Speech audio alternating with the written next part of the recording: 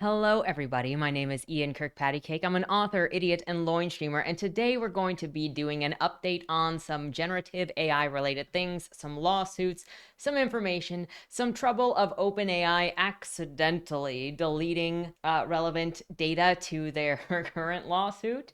And so we're going to discuss some catching up on things. But before we get started, number one, if you enjoy what I do here on the channel, please remember to like, share, and subscribe for more. Number two, if you would like to be featured on the channel, check out the links down in the description below. The number one way to be featured is through Lemoy, the monthly prompt writing contest, where I give you a prompt, you write a short story using that prompt, and on the first Monday video of the month, we bask in the creativity that is this community. The second way to be featured is if you are an indie author and you have a book out or a book that is coming out. If you submit it to the Fresh Meat feature, that first chapter will be read here on the channel to hopefully help more readers find your work. I may be your reader, I might not be your reader. I have purchased things from that backlog. Perhaps other people will listen and then go and get the rest of your scrumptious story. That's hopefully what the feature does, to not take my taste into consideration, because Lord knows my taste is what it is. The third thing is, if you would like to check out any of my books, they're available at any of your favorite places to get books, including the local library upon request. My newest novel, Body More Zero, featuring these two gentlemen over here, came out at the end of October. It is I think it's a fun read. I mean, it's a journey. But if it's interesting to you, I hope you'll check it out. With that said, let's not waste any more time and let's jump right into the topic. Shall we? So we're going to get headfirst into the biggest thing. Posted November 22nd, OpenAI accidentally deleted potential evidence in New York Times copyright lawsuit. The lawyers for the New York Times and Daily News, which are suing OpenAI for allegedly scraping their works to train its AI models without permission, say OpenAI engineers accidentally deleted data potentially relevant to the case. Earlier this fall, OpenAI agreed to provide two virtual machines so that counsel for the Times and Daily News could perform searches for their copyrighted contents in its AI training sets. Virtual machines are software-based computers that exist within another computer's operating system, often used for the purpose of testing, backing up data, and running apps. In a letter, attorneys for the publishers say that they and experts that they hired have spent over 150 hours since November 1st searching OpenAI's training data. But on November 14th, OpenAI engineers erased all of the publisher's search data stored on one of the virtual machines, according to the aforementioned letter, which was filed for the Southern District of New York late Wednesday. OpenAI tried to recover the data and was mostly successful. However, because the folder structures and file names were irretrievably lost, the recovered data cannot be used to determine where the news plaintiffs' copied articles were used to build OpenAI's models, per the letter. News plaintiffs have been forced to recreate their work from scratch using significant person hours and computer processing time, counsel for the Times and Daily News wrote. The news plaintiffs learned only yesterday that the recovered data is unusable and that an entire week's worth of its experts and lawyers' work must be redone, which is why this supplemental letter is being filed today. The plaintiffs' counsel makes clear that they have no reason to believe that the deletion was intentional, but they do say that the incident underscores that OpenAI is in the best position to search its own data sets for potentially infringing contents using its own tools. An OpenAI spokesperson declined to provide a statement. I wonder why, because, anything you say can and will be used against you. Everything is a liability. I don't know how you would accidentally delete all of the data that somebody else was working on in this case. But late Friday, November 22nd, counsel for OpenAI filed a response to the letter sent by lawyers for the Times and Daily News on Wednesday. In their response, OpenAI's attorney unequivocally denied that OpenAI deleted any evidence and instead suggested that the plaintiffs were to blame for a system misconfiguration that led to a technical issue. I'm sorry, I don't really have a lot of trust in the words of a company that has been lying through its teeth since its public opening of what it is doing. Everything is apparently not their fault. So, excuse me if I personally do not believe anything that OpenAI says. In this case and others, OpenAI has maintained that training models using publicly available data, including articles from the Times and Daily News, is fair use. In other words, in creating models like GPT-4o, which learn from billions of examples of ebooks, essays, and more to generate human-sounding text, OpenAI believes that it isn't required to license or otherwise pay for examples, even if it makes money from those models. The words publicly available data are such garbage because guess what? Whatever is in your library is publicly available. Whatever is on Netflix is publicly available. So it literally just means if it is not private, and these people are still even using computer programs in the background that is not for publicly available data. They have things in like Microsoft Word, in email, scraping websites that are privated even, and taking anything that they can. Maybe not OpenAI specifically, but these people that are doing the data scraping are going for anything and everything, including private Facebook accounts, which if you have anything online, period, they say, well, that is publicly available data. Okay, well, if the idea is that anything is fair use, especially to make money if it is publicly available, then pirating doesn't exist anymore because you can get anything on the internet, which means it's publicly available. That being said, OpenAI has inked licensing deals with a growing number of new publishers, including the Associated Press, Business Insider, owner Axel Springer, Financial Times, People Parent Company, Meredith, and News Corp. OpenAI has declined to make its terms of these deals public, but one content partner, is reportedly being paid at least $16 million per year. OpenAI has neither confirmed nor denied that it's trained its AI systems on any specific copyrighted works without permission. Of course, it's not going to confirm because that's what much of the lawsuits are about, and it's not going to deny because if it denies and it is found to be true, then they are going to be held for lying in court. So let me know what your thoughts are on this deleted data, what your theories are. Obviously, this is all alleged as it is ongoing, so we are just gonna go on with that. So back over here. Wow, and the judge in the New York Times OpenAI Microsoft case just denied OpenAI's motion to compel the New York Times to share a bunch of info about how it uses generative AI. She uses pretty scathing language. This case is about whether defendant trained their LLMs using plaintiff's copyrighted material and whether that use constitutes copyright infringement. It is not a referendum on the benefits of generative AI, on plaintiff's business practices, or about whether any of the plaintiff's employees use generative AI at work. The broad scope of document production sought here is simply not relevant to defendant's purported fair use defense. For example, if copyright holder sued a video game manufacturer for copyright infringement, the copyright holder might be required to produce documents relating to their interactions with that video game manufacturer, but the video game manufacturer would not be entitled to wide-range discovery concerning the copyright holder's employees' gaming history, statements about video games generally, or even their licensing of different content to other video game manufacturers. If you want to read the full of that opinion, it'll be linked down in the description below. Next, we're going to go over here to SFgate, where a San Francisco tech company, Forward, once worth $1 billion, abruptly shuts down. This San Francisco's Forward, a once high-flying startup that failed to popularize its tech-laden AI doctor's office, is abruptly closing down. The homepage of the company's website currently reads a shutdown notice. It says, Forward is closing clinics, canceling patients' scheduled visits, and turning off its mobile app. The company wrote, "We know that this news is abrupt and promised that its medical staff would be reachable by email until December 13th. Per Business Insider, Forward also shared the message with customers in a late-night email on Tuesday. Forward's shutdown is a brutal outcome for investors and employees. According to the information, the company's nearly 200 workers are set to lose their jobs. It wasn't so long ago that the company was high-flying. A 2021 funding round featured several blue-chip Silicon Valley investors and valued Forward at over $1 billion. A year ago, the company snagged a fresh $100 million, bringing its lifetime fundraising to over $650 million, according to TechCrunch. The company already had tech-boosted clinics, but that $100 million was meant to help Forward launch, distribute, and popularize its CarePod kiosks. The kiosks were billed as the world's first AI doctor's office, including a seat, various scanners, and the equipment to perform throat swabs and blood draws. Per TechCrunch, a CarePod subscription cost $99 a month, and Forward didn't accept insurance.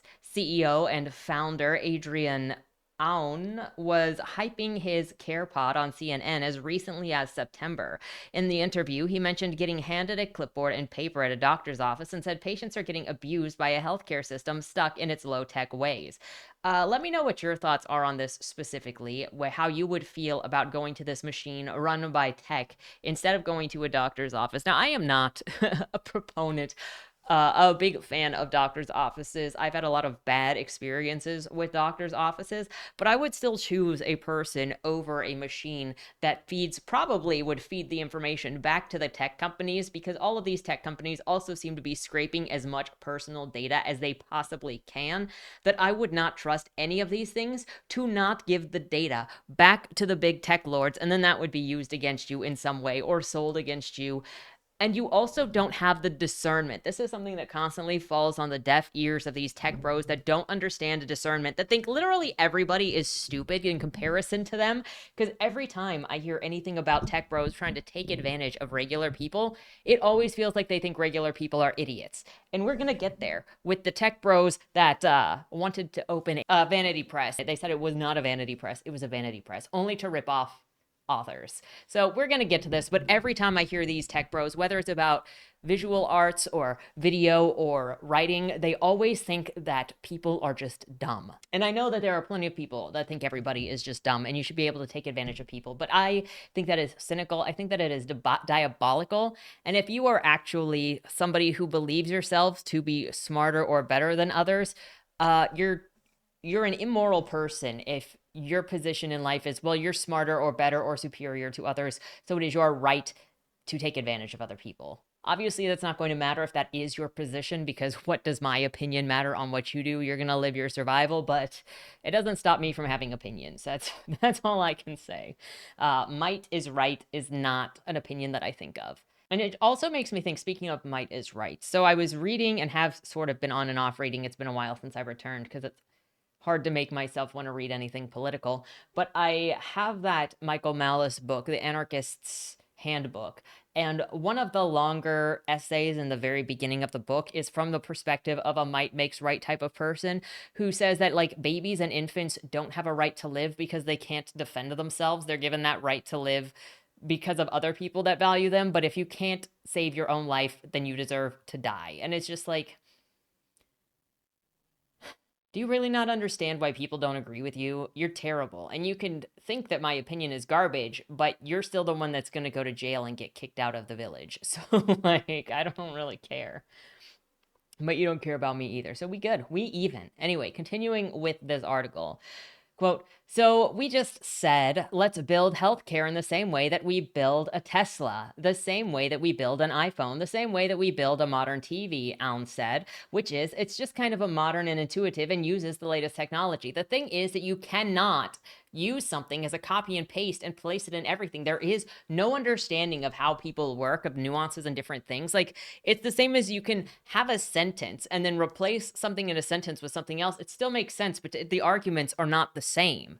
Like, looking at the book Forbidden, which I did a review here on the channel, and there are arguments in the book from the teenagers. And if you're not aware of that book, it is about a brother and a sister who start having a sexual/romantic relationship, and they start making civil rights arguments, but for incest. And while you can replace civil rights with incest in a sentence, it doesn't mean that it is an equivalent. You cannot just replace something and make everything a binary or a conveyor belt of treating everything the same. And people are not TVs, iPhones, or Teslas. And it says a whole lot about this person that they believe that you can treat a human the same way that you would treat an object, because that is what is being described right here. But his pitch wasn't enough to keep the company going. Business Insider reported that the company launched its first CarePod in Roseville in summer 2023. But despite planning to launch 3,200 CarePods, Forward listed only 2 locations on its website just before the shutdown, the outlet reported. Citing conversations with 11 former employees, Business Insider wrote that Forward was burning through its cash and had cut costs by laying off workers and removing services from its clinics. Reportedly, the company also was struggling to set up more CarePod kiosks, which 4 employees said cost more than $1 million each, and the kiosks that were open occasionally trapped patients inside. Oh my gosh. Would you? Would you? I wonder if their own employees would use the care pods. If you worked for them and you had health insurance, was the health insurance only for the care pods? I wonder. Now, other pages on Forward's website, beyond the homepage, all have the same message. Much like the healthcare system, this link is broken. No! This also is such a sign of a grift. I've gotten so to the point where somebody uses, oh, that's garbage over there. Mine's not garbage though, is the sign of a grifter. You see it so much with books, you see it so much with movies, especially where people are making it political and they go, look, those guys suck. Those guys hate you, but I don't. Buy my thing. And you can say, obviously, there are criticisms to be had of literally everything because nothing is perfect since humans are involved in stuff and we're going to do what we do and stuff is going to be imperfect. But going, this is imperfect. We're going to replace it with robots because those guys suck is not the answer. Over here to The Guardian, Canadian media company sue OpenAI in case potentially worth billions. So we have another litigation going on. This was published Friday, November 29th, so even fresher than the other lawsuits. Canada's major news organization have sued tech firm OpenAI for potentially billions of dollars, alleging the company is strip mining journalism and unjustly enriching itself by using news articles to train its popular ChatGPT software. The suit, filed on Friday in Ontario's Superior Court of Justice, calls for punitive damages, a share of the profits made by OpenAI from using the news organization's articles, and an injunction barring the San Francisco-based company from using any of the news articles in the future. You go, Canada. These artificial intelligence companies cannibalize proprietary content and are free riding on the backs of news publishers who invest real money to employ real journalists who produce real stories for real people, said Paul Deegan, president of the News Media Canada. That's a great way of putting it. Strip mining the journalists, strip mining the data, the real people that are actually putting things out there. They are strip mining journalism while substantially unjustly and unlawfully enriching themselves to the detriment of publishers. The litigants include the Globe and Mail, the Canadian Press, the CBC, the Toronto Star, Metroland Media, and Post Media. They want up to 20,000 Canadian dollars in damages for each article used by OpenAI, suggesting a victory in court could be worth billions. The defendants have engaged in ongoing, deliberate, and unauthorized misappropriation of the plaintiff's valuable news media works. The plaintiffs bring this action to prevent and seek recompense for the unlawful activities, said the statement of claim filed by the news organizations. To obtain the significant quantities of text data needed to develop their ChatGPT models, OpenAI deliberately scrapes, AI assesses, and copies content from the news media company's website. It then uses that proprietary content to develop its GPT models without consent or authorization. None of the claims have been tested in court. The suit is the latest in a string of battles by Canadian media against American technology companies, including a bitter feud with Facebook parent Meta. Many news outlets in the U.S., including the New York Times, have also sued OpenAI. Valued at more than $150 billion, OpenAI has already signed licensing agreements with a handful of media organizations, including Associated Press, Wire Service, News Corp, and Condé Nast. The company did not immediately respond to a request for comment. So we've got yet another company that is, or companies, I should say, news companies that are suing OpenAI. How long until the cards fall? The unfortunate thing is that the court system takes a lot of time. But as soon as just one of these goes through with calling it damages, calling this theft, all of them go through and it's going to break the system. It's going to break everybody who is using this stuff. Meanwhile, we come over here to these douchebags. The new publisher Spines aims to disrupt the industry by using AI to publish 8,000 books in 2025 alone. So number one, that's an impossible number of books. Number two, they're not disrupting the industry. Okay, this is obviously a grift. Look at these obvious grifter douchebags. Absolute trash. Yeah, I'm having opinions. And you're not disrupting anything. If you look at what is out there, as it gets to when it comes to statistics of publishing, of the publishing industry, 4 to 5.5 million books are published every year. 8,000 is not a disruption of anything. And you've got people that are abusing the system already, using generative AI to publish and post on Amazon and other bookstores with one click of a button that is already flooding the system. By doing that, it is just devaluing the marketplace. But that is what these kinds of people will do because they do not value art. They do not value artists. They do not value the medium. They just see a way for them to make money, and specifically to make money off of you. And again, it's grifting, as you can see, I mentioned it earlier in this, because it's about disrupting. It's about us against them. We need to fight those people. Aren't you with us? Aren't you mad at the publisher? So then we should all band together to go after them. So then give us your money. That's what it always is with these people. And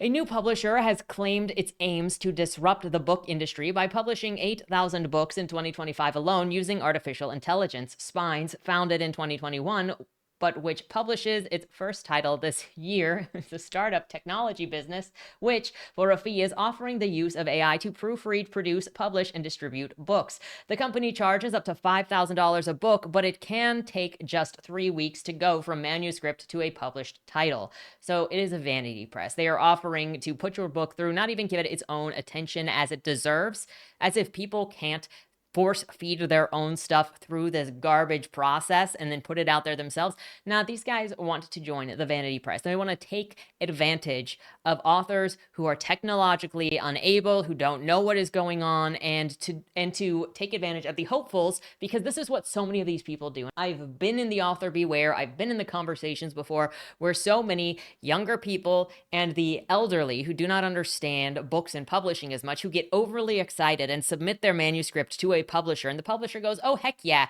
we'll take a look at this. It'll only cost this much for us to publish this. And people, young authors, new authors, inexperienced authors, get so excited to have the approval of a business, of a publisher, that they don't look further into it and they just sell it away and they don't think of anything else.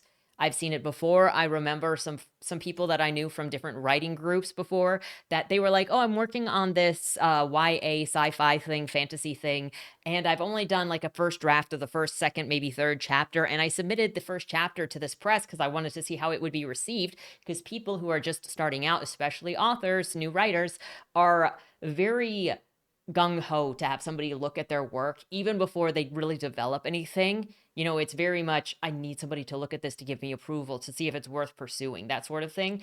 And so he's like, I don't know where it's going. I haven't worked on it that much, but this is a first draft and I wanted to see how it would be received. So I submitted it to this press and they said they want to see more of it and they'd publish it. It was a vanity press. He didn't look further into it, but he was dancing around because a press wanted to publish him at a cost. And it happens all the time. And that's what this is too. Spins isn't the only tech firm trying to make its mark on publishing. Also, never trust tech firms in anything artistic. Tech firms should tell you everything you need to know. Tech bros, freaking, not to generalize here, but tech bros I have never seen respect the arts. Last week, tech giant Microsoft launched its own imprints, 8080 Books, in order to accelerate it, telling The Guardian that technology has quickened the pace of most every industry except publishing. Whilst ByteDance, the company behind the video sharing platform TikTok, also announced that it'll start selling print books in a bookshop for next year, publishers under its own imprint, Eighth Note Press. What do you mean that tech has quickened every industry except publishing? You can publish in an instant, technically, if you really, really wanted to, but the publishing industry in general, the traditional publishing industry, takes time because they're working on a massive scale. They're working with editing, which takes time. They're working with writers, that takes time. Art is not an instantaneous industry, period. It doesn't matter if it's movies or books or art or visual arts like drawings, paintings, whatever. It takes time to build those things. I don't know why. Well, I say I don't know why. These tech people just don't understand how those industries work, and they need to keep their hands out because art industries are not tech industries. Spines recently secured $16 million in Series A funding and claims to have so far published 273 titles in September of 2024, 33 of which were published on the same day. Disgusting. Quote, we want to publish up to 8,000 books next year. The goal is to help 1 million authors produce their books. Yehuda Niv, CEO and co-founder of Spines, told the bookseller. Niv said he realized 3 years ago that the publishing industry was about to be disrupted by this emerging technology named AI. At the time, he ran a hybrid publisher and publishing service business in Israel called Niv Books. I realized that I had two options, either to be made irrelevant by AI or to lead this opportunity in the world, he said. So it's just somebody who is a tech bro trying to take advantage of and trying to steal a bunch of money while he still possibly can. It is the same argument that every tech bro has said on one of my tech videos at some point, where it's going to be erased if you don't jump on it. He's literally just taking money. Of course, AI is already disrupting the publishing industry, with last week's news that HarperCollins US is asking some of its nonfiction authors for its permission to license their books to Microsoft to train its large language models. Following on a slew of university presses, including Sage, Taylor, and Francis and Wiley, who have already made the deals to offer tech firms their backlists to train chatbots and other AI tools. In early November, the bookseller reported that Simon & Schuster-owned Dutch publisher Veen Bosch and Koenig was trialing the use of AI to translate a limited number of its titles into English. I don't believe in generative AI to naturally translate things because they don't understand nuance. They're not going to understand culture, and they're not going to do the job that humans need to do. Like, you're talking about human communication, you're talking about carrying over the heart of this culture and this language. All you're doing is making a cheaper version of something to sell it. It's only for the self-benefit, and it's not for the customer at the end, or the reader at the end, or even sharing the author's vision. Like Microsoft's 8080 books, Spines has a focus on speed. Of course, Niv claimed that the platform can reduce the time that it takes to publish a book from 6 to 18 months to 2 or 3 weeks. He claimed authors are willing to pay tens of thousands on publishing services for self-publishing books, but Spins costs $1,200 to $5,000 to automate proofreading, cover design, metadata optimization, and limit translation services, starting with Spanish. So, the only reason there's time that is taken for a book to be released is because you're working with so many moving parts, specifically if you're in the traditional publishing arena or it's writing. Like, I don't take a year or more to produce a book, to publish a book, because it takes that long to get it posted. It doesn't. You're actually writing the book, you're editing the book, you're getting all of the parts together, like the visuals, like your beta readers, like your comments, so that you can change stuff, make sure that it all fits together, so that you can start building hype, so that you can have your arc reading if you're doing those. Or there are people that literally write and publish stuff the same day. It doesn't this guy is a scammer. In my opinion, that's a scam. It does not take tens of thousands. It is not a new thing to get a book published in 2 to 3 weeks because Amazon lets you do it yourself. It's literally just to take advantage of people who are technologically illiterate and who do not understand the publishing industry, period. Authors pay for the publishing service and retain 100% of their royalties, as well as rights to their words once their books are in the world, which looks like self-publishing. Niv, however, claims that Spins isn't self-publishing, it's not a traditional publisher, and it is not a vanity publisher. He added, "We are a publishing platform. That's a new concept." It's not a new concept. Amazon/KDP is a publishing platform. Ingram Sparks is a publishing platform. Draft to Digital is a publishing platform. Lulu is a publishing platform. BookBaby is a publishing platform. Those are all book platforms where you don't have to do any of this. You don't have to. The only thing that you pay for, I think, with those is some of them have listing costs. I think Ingram Sparks recently did away with listing costs, but I'd have to double check on that. And the ISBN, if you bring your own ISBN. A couple of things to pay attention to if you are a writer that is looking at something like this. Number one, if this company is not making money off of your books, then that means that you are the customer. Now, with a traditional publisher, with small presses, you do not ever have to pay for anything. Okay, a traditional publisher, an agent will not charge you If an agent accepts your book, then they get paid when they sell your book. They don't charge you because you are not the customer. You are the business partner. In this case, vanity presses make all of their money by taking money from the author. So then they don't lose money when your book doesn't sell because they are not going to be doing marketing on your book. Going into this article right here, 5 signs of a vanity press. What is a vanity press? A vanity press, also known as a subsidy press, is a company that offers publishing services for a fee. Vanity presses are often associated with publishing scams because they essentially do everything an author could do on their own, including hiring an editor, working with a cover designer, and publishing the book directly to Amazon, but charge exorbitant fees. It's important for authors to understand that these companies are businesses designed to make a profit by selling authors as many services as possible at the highest price possible, which is also why they talk about on how much these things cost, so they can go, but we undercut the other guys. The work that they do in turn, however, is often outsourced to freelancers with the lowest prices, resulting in a finished product that is poorly edited, not designed well, and barely marketed, as much as the author's chance of actually earning a profit of their work is very low. So why would anyone work with a vanity press? Most who do are the first-time authors and understand little about the publishing process. They may not know and do not want to spend time self-publishing their book on their own. Vanity publishers prey on the lack of knowledge and upsell services that aren't necessary and are often low quality. Most vanity presses also lack editorial standards. In other words, they'll publish anything for the right price, and since they make big money up front, they have little incentive to actually market or promote an author's book once it's published. Signs that it's a scam. They charge fees and royalties. They charge reading fees. Their sites boast rave reviews and very few examples of quality work. They use excessive flattery, and they sound too good to be true. In this case, you see them also making the comments about trying to fight against against the industry, and a lot of people are doing that. So now if you look at this and you say, okay, so they've got 33 books in September alone, and they're charging, where was that, between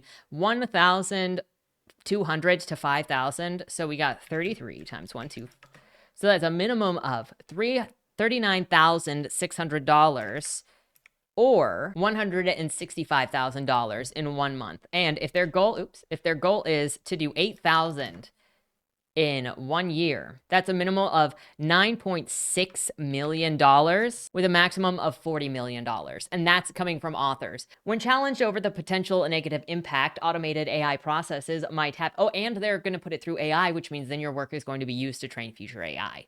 When challenged over the potential negative impact automated processes have on the livelihoods of proofreaders, book designers, translators, editors, and other professionals in the book trade, he said, "We are not here to replace human creativity. We focus on books that are written by humans who are looking for the most efficient and up-to-date way to get their manuscript published and distributed worldwide so that they can make, millions upon tens of millions of dollars." Given that Authors License and Collecting Society research shows that in 2006, average authors' earnings were £12,330, dropping to £7,000 in 2022, the value of forking up to $5,000 to have a book published in 3 weeks might be questionable. But Niv claims that for most authors, it isn't about profit. It's about self-branding process. Let's say that you want to leave a mark or a legacy. Most people publish a book not because they want to make a living from that. It's their hobby. Either they must become very, very famous to get a traditional publishing deal, or they will have to invest tens of thousands of dollars. And I want to help bring books to the masses. So you shouldn't worry about getting paid. People don't care about getting paid if they write books. Again, it's another just tech people that don't give a shit about artists, who think artists are stupid, who think you're stupid, and then they can take advantage of you because it doesn't matter. They don't think that you are capable of doing this. They want to lie to you about how difficult it is, and they want you to pay them, and you should feel grateful for them scamming you. Disgusting. The bookseller asked if any of the titles published by Spines have gone on to be bestsellers. Niv said, "Yes, we've had several successes." A follow-up email supplied the names of 7 titles published this year that Spines claims are bestsellers. When asked for sales volumes information, they said, "This data is private and belongs to the author." Of the 6 titles the bookseller could find on Amazon, one had more than 70 reader ratings and others ranging from 7 to 22 ratings. Next on Spines' distribution hit list is audio video that can clone the voices of authors. As Niv explained, our platform can also create an audiobook version using synthetic voices. Soon, we will add a feature that clones the author's own voice. That's not released yet, and we are still working on it, as if authors can't do that themselves with some of the platforms out there. The question is whether the Spine's style approach will have a knock-on effect in traditional publishing. Editorial consultant Anne Herve told Bookseller, AI is a total hot-button topic. Everything is being related back to it right now. At most of the big publishers over, say, the last 20 or so years, all various internal roles and responsibilities within the different departments have expanded hugely, and so our workloads have hugely expanded too. And I think most of us, we are looking to see how we can take some of that pressure off and offload some of the less skilled work, as it were, onto AI. Populating metadata, for example, which is vital but time-consuming, could potentially be streamlined, freeing up for more creative work. Maybe get interns that will come into the scenario and help you, and you can teach them about the industry. We want AI to do the washing up for us, not the paint and Sistine Chapel. We need humans and human skills for nuance, and there is a huge amount that goes into the development editing process that simply can't be replicated with AI, and I don't think that you'd want to do that anyway, as risk losing some of the magic. Not just magic, you're connecting with people, and I don't actually think that you can do this with an algorithm to this extent. Over here from The Atlantic, the full article will be linked down below. I can now say with absolute confidence that many AI systems have been trained on TV and film writers' works, not just The Godfather and Alf, but on more than 53,000 older movies and 85,000 other TV shows. Dialogue from all of it is included in an AI training dataset that has been used by Apple, Anthropic, Meta, Nvidia, Salesforce, Bloomberg, and other companies. I recently downloaded this data set, which I saw references in papers about the development of various large language models. It included writings from every film nominated for Best Pictures from 1950 to 2016, at least 616 episodes of The Simpsons, 170 episodes of Seinfeld, 45 episodes of Twin Peaks, and every episode of The Wire, The Sopranos, and Breaking Bad.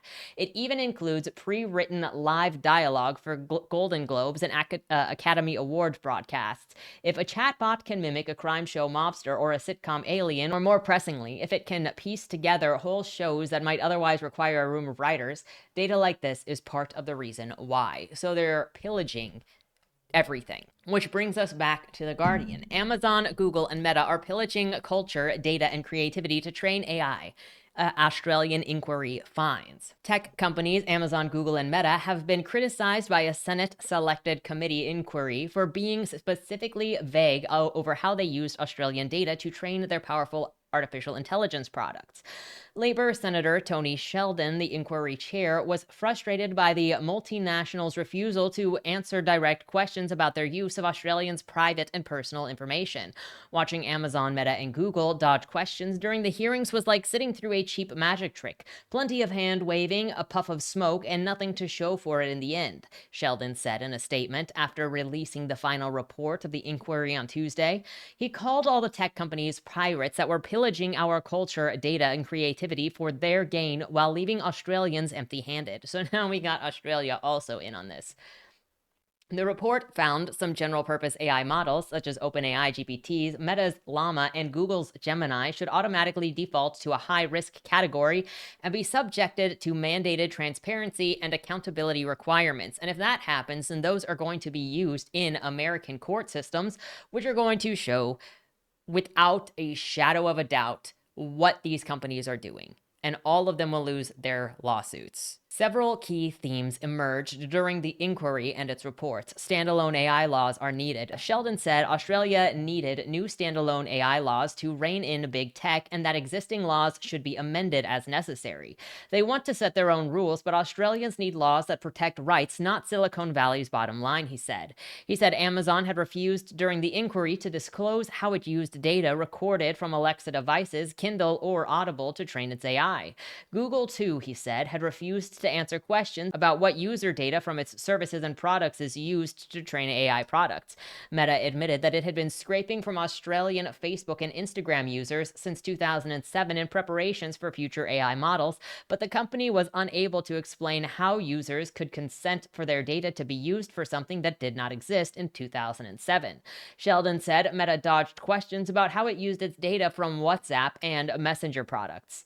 The report found that creative workers were the most imminent risk of AI severely affecting their livelihoods. It recommended payment mechanisms to be put in place to compensate creatives when AI generative works were based on their original materials. Developers of AI models needed to be transparent about the use of copyrighted works in their datasets, the report said. Any declared work should be licensed and paid for. Among the report's 13 recommendations is the call for the introduction of standalone AI legislations to cover AI models deemed high risk. AI that impacts on people's rights at work should be designated high risk, meaning consultations, corporations, and representations before being adopted. The music rights management organizations AMCOS said that the report recognized the detrimental impact of AI on workers, particularly in the creative sector. It said that report's recommendations proposed clear steps to mitigate the risks.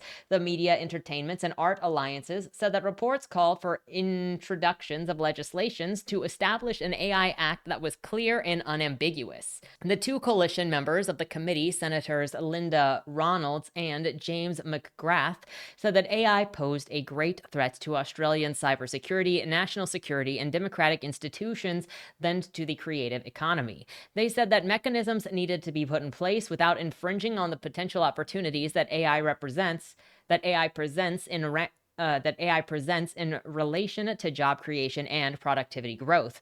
They did not accept the report's conclusion that all uses of AI by people at work should be automatically categorized as high risk. Additional comments by the Greens argued that final reports did not go far enough.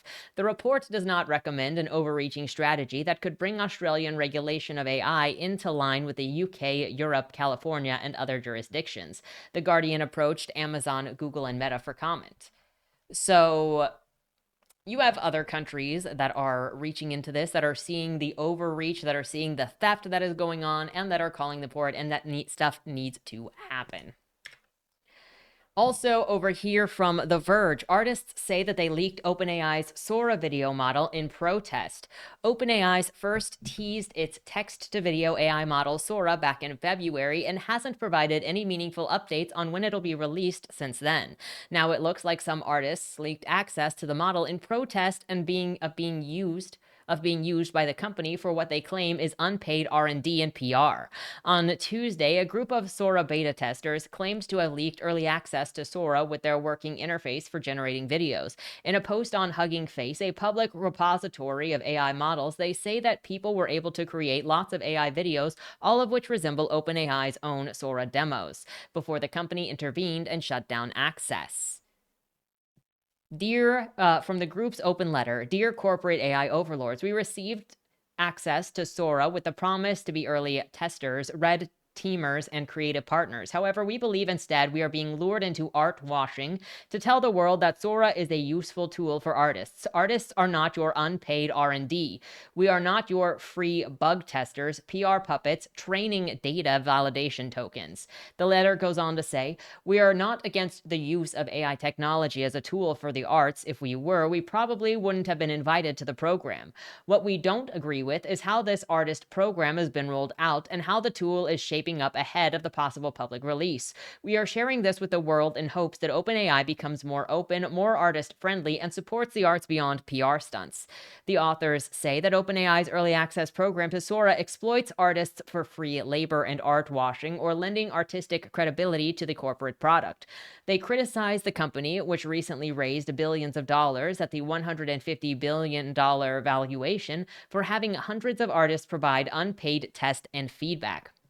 And they also object to OpenAI's content approval requirements for Sora, which apparently state that every output needs to be approved by the OpenAI team before sharing. When contacted by The Verge, OpenAI would not confirm on the record if the alleged Sora leaks were authentic or not. Instead, the company stressed that participation in its research purview is voluntary with no obligation to provide feedback or use the tool.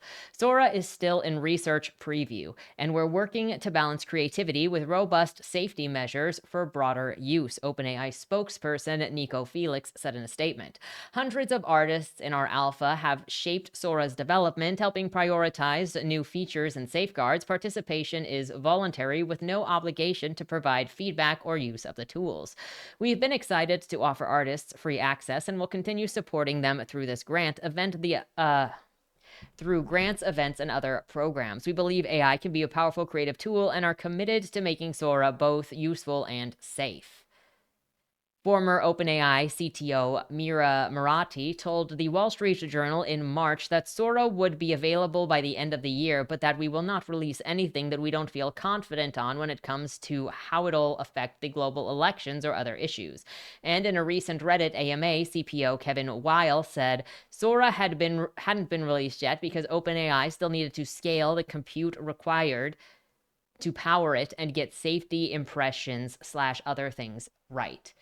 Wonder what's going to happen with that if / when the lawsuits move forward, because obviously OpenAI is tied into all of this stuff, and this stuff is also expensive to run.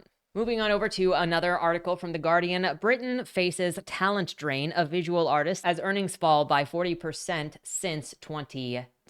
Earnings for visual artists in Britain have plunged by 40% since 2010, with experts predicting the talent drain from the UK because EU countries offer more attractive working environments. A report commissioned by the Designer and Artist Copyright Society found that visual artists had a median income of £12,500, with 80% of the 1,200 creatives surveyed saying that their earnings were unstable or very unstable. The situation was even more stark for women, who earned 40% less than the men, while disabled artists took home a median of £3,000, $750. Those artists who worked second or third jobs, such as teaching, earning the average of £17,500, far below the UK-wide average income of over £37,000. Christian Zimmerman, the CEO of DAX, said that the situation was so challenging for visual artists trying to sustain a career in the UK that many would have to leave the country in order to carry on. He said, "There's a really stark picture drawn by this report. The average earning of £12,500 per year is shocking. It's under the minimum wage, and that's not a viable career, really. There's a real discrepancy between the UK and other countries. People might have to leave because there are better options, particularly in the EU."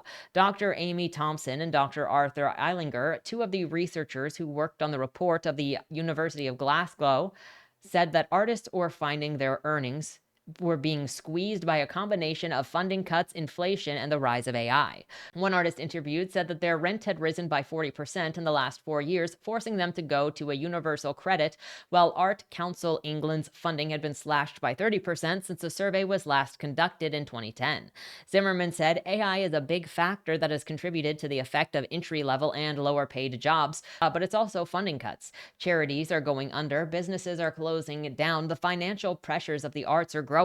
It's very tempting to lay the blame at the feet of AI, said Thomas, but I think that it's the straw that broke the camel's back. It's like we've been playing a game of kerplunk where you kept taking out different bits of funding and see how little you can sustain a career with. The artist Larry Achiampong, who had a breakout year in 2022 with his Wayfinder solo show, said that fees artists received have plummeted. The compensation that we do tends to be the last thing that's brought up by the institutions. There are all kinds of excuses that are produced. I do the maths and find that I often end up out of pocket. The British Ghanaian artist was offered £350 to participate in a group exhibition that would tour for institutions. I have sympathy for organizations in terms of funding cuts, but it doesn't excuse the treatment of artists, and their pay is an afterthought, he added. Achiampong said that after almost 20 years of being a professional artist, he had started to consider changing careers, although he has no immediate plans to stop making art. 10 years from now, as a parent of two, I can't go on like this. Something has to give. I've realistically looked at making monies in other areas like gaming because I carry on this way. I'm going to be packing up in 5 years. And this kind of also goes back to the AI bros that think that you should be putting in this labor, and art is labor. It's art to, you have to learn how to do something, you have to spend time to build it, and then you have to put the time in to being able to sell it, to finding people who want it. It is a labor, but many people don't see it as a labor, while they also use and take advantage of and enjoy arts in their daily life. And it's not saying that you have to love everything that everybody does, but this idea that art has no value and it should be a second thought that people shouldn't be compensated for, or you should just be happy. A lot of people, generally, myself included, I don't make art to be paid to get rich, but I also don't think that it is ridiculous to ask for compensation if you are going to do work for people. I say that and I have a difficult time asking people for compensation when I do work for them because I'm like, you're going to be disappointed in everything I do. That's my own mental disorder issues of going like, I don't think I'm worth anything. But I also wish that I could survive better with all of the work that I do for free. But people will take advantage of as much as they can, and they constantly try to take advantage of artists. I cannot tell you how many times I have seen people be like, you owe me to do stuff for me for free because you're an artist, and you should just be happy that I want your art. Going over here to Twitter, we're at the tail end of discussing some things. We got Chamba Boop. In short, language models and in general, generative models are doing a sort of soft retrieval, a results reconstructed by weight averaging and different snippets slash parts distilled from the original data. They don't think nor reason. The reasons they appear to be reasoning is the sheer amount of data they draw from. You can sort of easily break them by tweaking a problem into a novel one or changing trivial things. Like if it learnt about counting apples, it'll find it difficult to count oranges. That's because these models don't really learn what counting is. They can sort of emulate that to a degree, but they don't really tease apart such abstractions from the data unless the data contains explicit information, i.e. the model was trained on the variations of the same problem. In machine learning, data augmentation is used to help these models learn some of the abstractions that can be applied to a wider set of inputs, but data augmentation is bad for sparse spaces where the number of variations can be combinationally very large. Hence, it's not possible to train a model on all possible ways events can play out in the hopes that it'll extract a general theme from them. For toy problems, it's possible, but for any slightly more complex problem, it's not practical, which then goes, well, why would you make an entire doctor that is just a machine? That's why these so-called reasoning models, trained by data curators to respond to certain ways, contain inputs that don't work as well as the companies building them are marketing them, because humans can't train these models on all possible ways of inputs that can be received. And that goes into also the lack of nuance, the lack of discernment. These things don't think. They aren't able to pull things apart and do that. And this goes over here to the original of Andre Karpathy. People have too inflated sense of what it means to ask an AI about something. The AI language models trained basically by imitation on the data from human labelers. Instead of the mysticism of ask an AI, think of it as more asking the average data labeler on the internet. A few caveats apply because, e.g., in many domains, e.g., code, math, creative writing, the companies hired skilled data labelers. So think of it as asking them instead. And this is not 100% true when reinforcement learning is involved, though I have an earlier rant about how RLHF is just barely RL, and actual RL is still too early and or constrained to the domains that offer easy reward functions, math, etc. But roughly speaking, and today, you're not asking the same magical AI. You're asking human data labelers, whose average essence was loosely distilled into statistical token tumblers that are LLMs. This can be very useful of course, but this post was triggered by someone suggesting that we ask an AI how to run the government, etc. Too long didn't read. You're not asking an AI, you're asking for some mashup spirits of its average data labeler. So it's just a conglomeration of a data search, basically, of an information search, an internet search. At Ed Newton Rex, last week's generative AI debate in the UK House of Lords reinforced the growing sense that the Lords understand the importance of copyright, but the government favors allowing unlicensed training. I hope I'm wrong. Many of the Lords make sensible points. AI companies are currently stealing creatives' work at scale, which is a major issue. Consent and compensation from rights holders must be required for training. Opt out doesn't work. You cannot successfully opt out of training and therefore isn't a compromise. But the response from the government minister, Patrick Vallance, made no commitment not to allow unlicensed training and contained two particularly worrying signs. He said that there is uncertainty about the UK's current copyright framework, but there is not. There is no existing exception to the UK copyright law that allows commercial generative AI training on copyrighted works without a license. The law is clear. There's good reason to think that people saying that there is uncertainty, in fact, just want to change the law. He said that many creatives are using AI. There is some truth in this, but the vast majority of creatives object to the unlicensed training. Unfortunately, the many creatives are using AI line is generally used as a weak argument to permit unlicensed training. Let's hope I'm wrong and the government sees that there is a path forward for a strong UK AI industry that doesn't upend copyright law. So, again, you have this being argued in the House of Lords. For anybody who is in the UK, feel free to share more information on this if you have it or what the conversation there is like. I have also seen the many creatives using this, and I also remember people that I have known, but you can't really be an artist and be in like using these generative AI things in any sort of capacity and then still be defending the rights of artists. And when we're talking about generative AI, we're not talking about editing software or things that mark if something is misspelled. I've had people try to obfuscate a spell check with the generative AI, and they're not the same thing, though I currently really don't trust a lot of things that use that sort of stuff because it feels like it's going to read what you're writing. Some of them are not smart and they're not doing that because there is just a dictionary that it checks things against, but we're not talking about that. We're talking about generative AI. Do not obfuscate it for something that is not to try to make a weak argument. But if you use it to any capacity, as we have been talking about with generative AI, I don't believe you that you respect other artists. I've also seen people lie plenty to my face that they disagree with generative AI and then they use it behind my back. I know that there was somebody that I considered a friend who took a piece of art that I had commissioned and then they put it through a generative AI thing and sent it back to me and were like, hey, isn't this cool? Isn't this funny? It was not, because they didn't ask for permission to feed my commissioned art into the generative AI.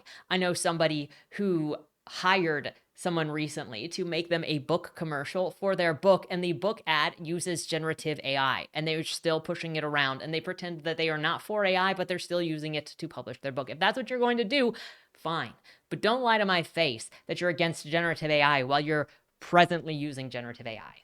So with that said, those are the news items, the discussions to come up this time with the update. So let me know what your thoughts are on anything and all of these subjects with the different countries that are going up against generative AI that are saying that this is pillaging of the creative arts, this is damaging the creative arts. Personally, obviously, I will continue to talk about how doing art is important work. And it's thankless for a while because you don't get paid for a while for a lot of it. And it's a struggle and it's a passion that many of us have a secondary job or, the main job where we do things to get paid to sustain us while we work on this side stuff. But it's expression, it's communication, it's connecting heart to heart, it's reaching through time, it's sharing stories and experiences through these characters from one person to another. And I am so excited in general to share the stories that I've already written and the stories coming in the future. I'm so excited to share the stories and the heart of the Cassidy family. I think they are so incredible that I just can't wait for everybody else to get to know them the way that I am getting to know them and the way that Monty and I are discovering them. That know that the work that you are doing is specific to you. It is one of a kind. It is you leaving your heart for somebody else to read. And none of this can combat that. But what we're seeing is a bunch of corporations, is a bunch of greedy people, a bunch of opportunistics like the spine AI bros that just want to trample on you, your hard work, your experiences, the dedication to your craft, and they want to make money off of it while calling you stupid for pursuing the arts. It's nothing new, because at least as far as my life has been, it's always been tech people, it's always been the practical people making fun of the artists for choosing the art, which is so important for giving our society's heart. Because otherwise, like, what do you have without art? It might sound stupid, but art is storytelling. Whether it's books, whether it's visuals, whether it's like paintings or movies or music, it is all storytelling. It is connection. It is mythology. It is legend. It is emotions. It is a community divided into these different types of stories. And it is important. And it has always been important. And we always tell stories one way or another and consume stories one way or another, because it's part of being human. It's part of communication. It's part of our identities one way or another. And it's just sickening to see these corporations that objectify all humans. Like, go back to the, oh, yeah, we're looking at people like it's a Tesla, like it's a television, like it's a smart TV. That's what they're doing. That's what they are. These millionaires, these billionaires, these tech people that don't see humanity, that don't care about humanity, they see money. They are objectifying the entirety of humanity and find you and me and every other person worthless. And one of the things that keeps us human and keeps us grounded is recognizing the humanity, the heart, and sharing what we have in common. So with that said, let me know all of your thoughts on any of the articles listed. All of them that are talked about today will be in the description if you want to check them out for yourselves or share them around. With that said, have a great weekend and don't die. Was that Wayland Cross in the trunk? Do you know, or is that something that's still being figured out? The person in the trunk was not Wayland Cross. Is he in trouble? We don't know who did it, but as the owner of the car, the longer he's missing, the worse it looks for him. Cross isn't a killer. For the last couple of years, the average number of murders in Baltimore has been over 300, and it's been going up. Mind you, that's only whatever the badges count as official murder, and believe me, there are people that don't count when they die. Wayland? If you're down here, tell me. I'm not talking to the badges, I've been looking for you. They found a body in your trunk. Way. Why? Did you do that? To the left, plain black letters read along the wall. You walked in the corridor. Once that ends, you chose the dark is on the right. My vision goes blurry, flickers black and black and black for longer intervals until I can't see anything at all. I'm not screaming anymore, but my voice echoes back to me. Where the hell am I? You're dead, Josephine. Even smart people do stupid shit sometimes, right?